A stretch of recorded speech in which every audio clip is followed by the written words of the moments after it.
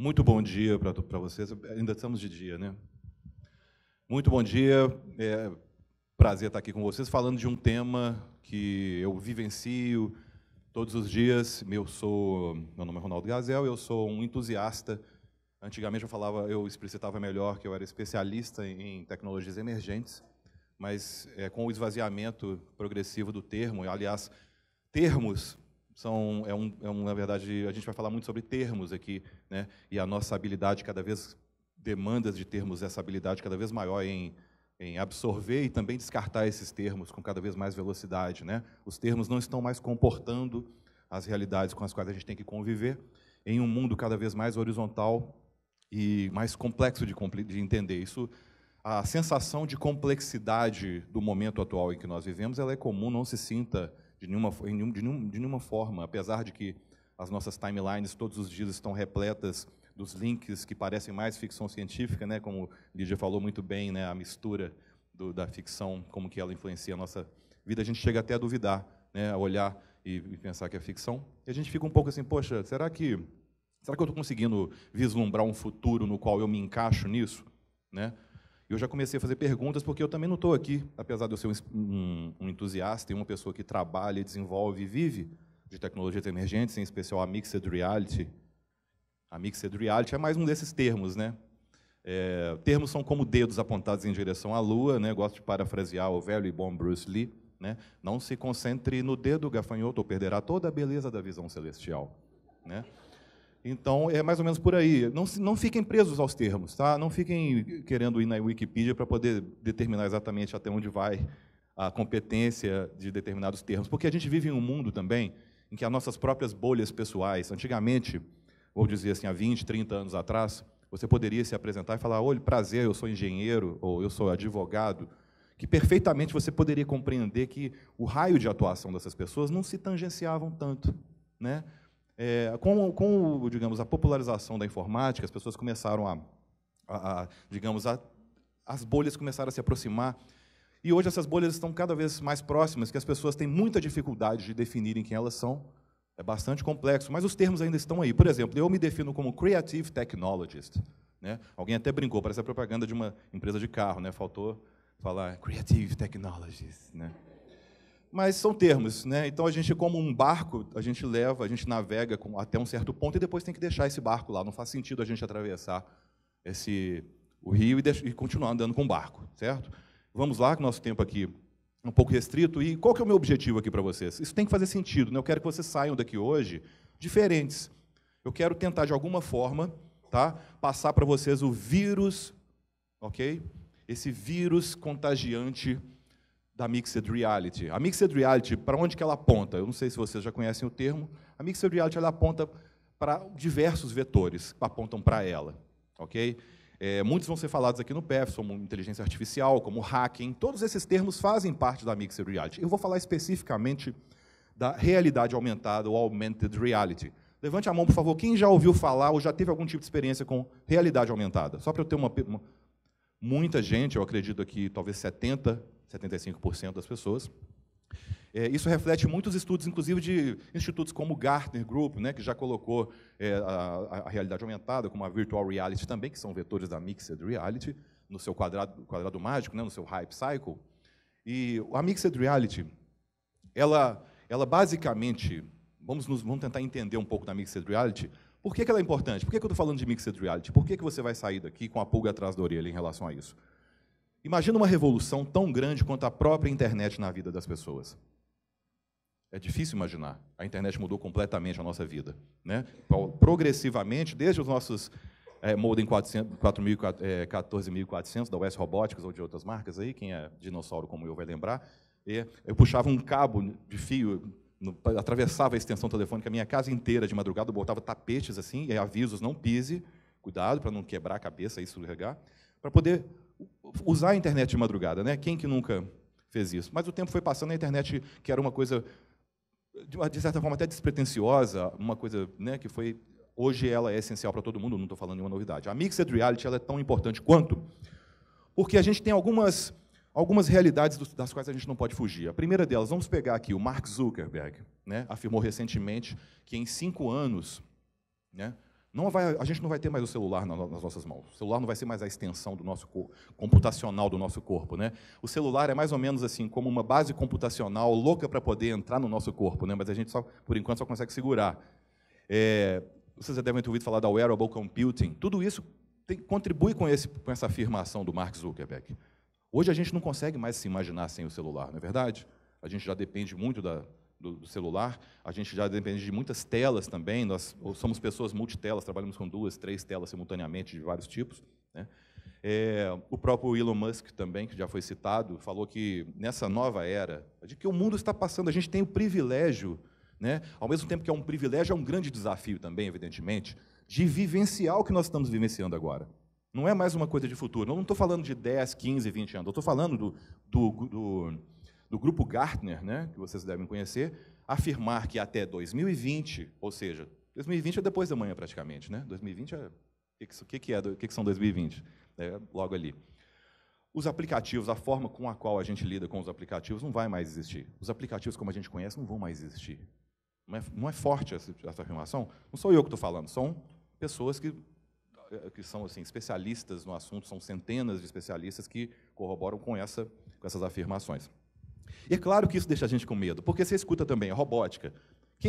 Todo mundo, aposto que já viu alguma postagem de Facebook falando 90% dos empregos vão ser completamente gerados digamos assim, vão acabar, vão ser extintos graças à robótica, como ela está evoluindo. A robótica, junto com a computação cognitiva, o aprendizado de máquina, né? A gente sabe, esses dias a própria Google teve uma AI que criou uma outra AI, né? A gente já brincou Inception de AI. Então, assim, o que eu quero dizer com isso?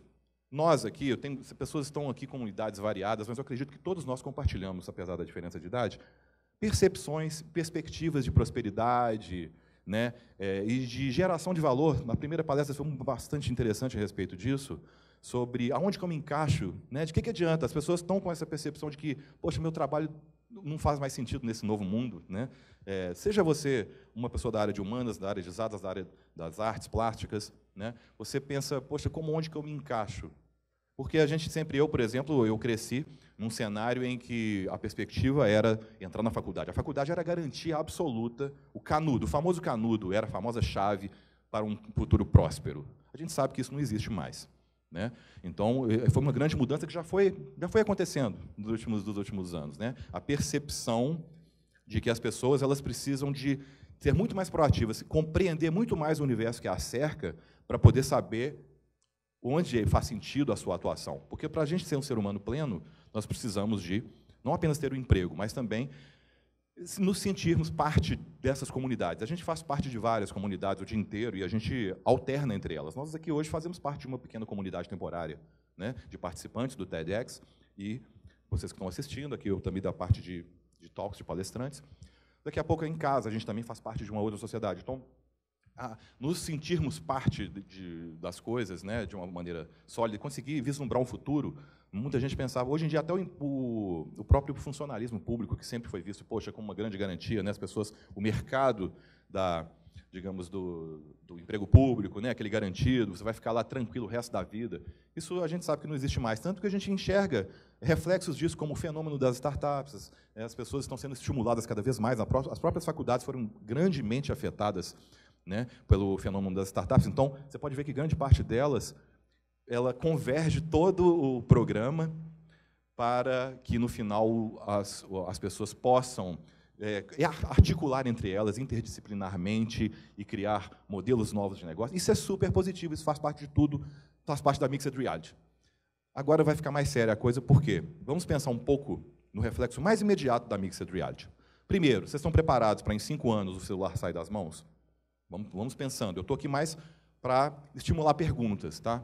Eu li certa vez que a disrupção, na verdade, é a arte de fazer as melhores perguntas, e eu concordo muito com isso. Através de uma boa dialética e perguntas cada vez melhores, nós vamos chegar até novas respostas para questões que estão em aberto. E eu vou compartilhar com vocês. Vocês, a partir de agora, vão compartilhar comigo dessas questões.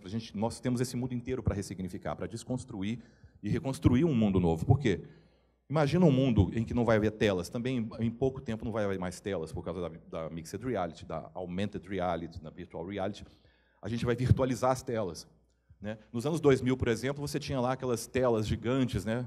Você até, tem gente que adaptava o quarto para poder enfiar uma TV para ela ficar com a tela plana, as TVs pesavam 100 quilos. Aí depois a gente teve as TVs telas planas. Hoje em dia todas as TVs e monitores são telas planas.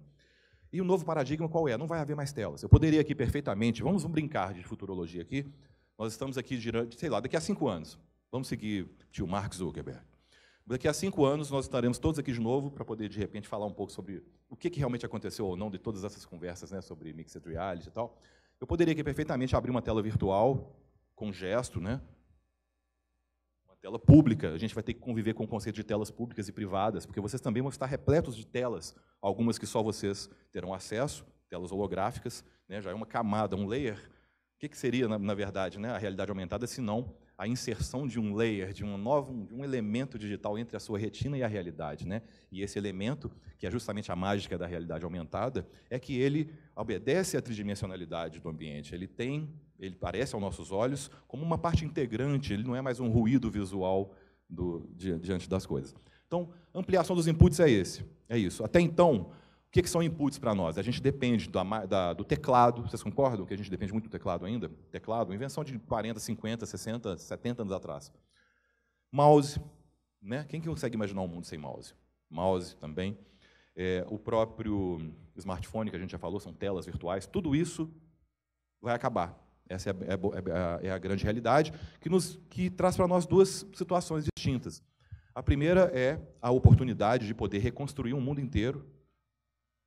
E a segunda é a gente conseguir que isso faça sentido na vida das pessoas, né? As mudanças tecnológicas elas estão acontecendo, infelizmente elas ainda acontecem de forma vertical, ainda existem players poderosos que, né, a horizontalização, as pessoas como a Open Web, a Open VR e a Open AR, elas estão acontecendo, mas os grandes grupos ainda influenciam o nosso consumo tecnológico, as nossas vidas.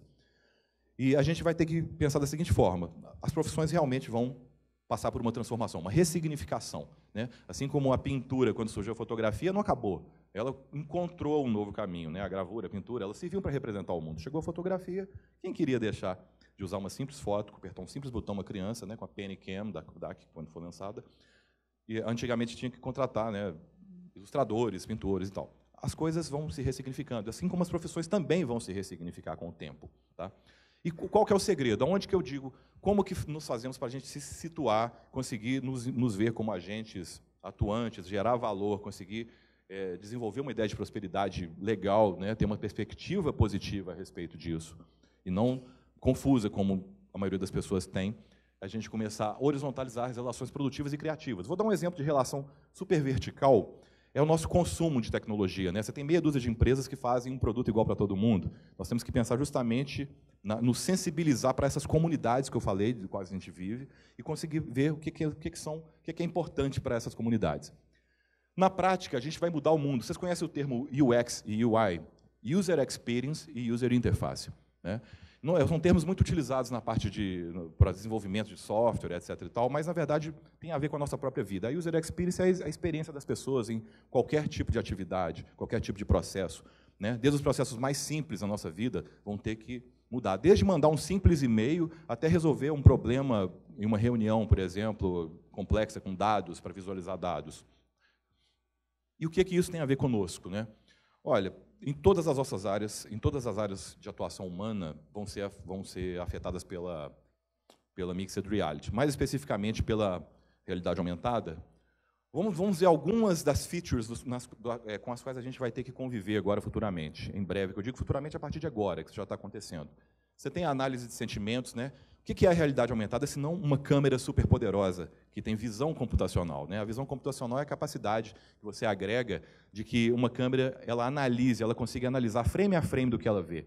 E a análise de sentimentos consegue, através de visão computacional, identificar, todos vocês, se eu estivesse aqui agora com um óculos que tivesse uma visão computacional programada para isso, saber todos vocês o que vocês estão sentindo agora, qual que é a sua idade, o seu sexo, e se eu combinar isso com outros vetores, eu consigo ainda ter mais assertividade, né? Quem assistiu aí Black Mirror sabe do que eu estou falando, aquela coisa de olhar e já olha para a pessoa, já identifica a pessoa, né?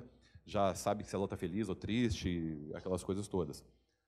O reconhecimento facial é uma dessas tecnologias que já está sendo utilizada agora até mais frequentemente, né, para você destravar portas, destravar aplicativos, smartphones, etc. Então, vai ser muito mais comum as pessoas, você viver no mundo de reconhecimento facial.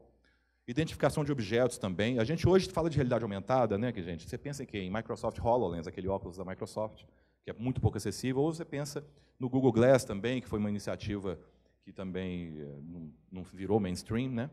Mas futuramente, quando nós tivermos óculos cada vez mais ergonomicamente viáveis, né, como lentes de contato ou óculos menos ruído, né, que sejam menos ruídos na nossa vida ergonomicamente e tecnicamente, a gente vai conseguir mais fácil pegar, por exemplo, num supermercado, que seja, desde as coisas mais banais, pegar um produto no supermercado, você vai olhar, ele vai reconhecer esse produto, ele vai fazer uma análise do seu comportamento pregresso de usuário e vai te dar uma informação, não uma informação qualquer que você tem que buscar, ele vai buscar uma informação que tem a ver com o que você precisa, né, a identificação de objetos. A informação aumentada é nesse mesmo sentido também, você ter uma expansão dos meios tradicionais de informação, como mídias impressas e telas.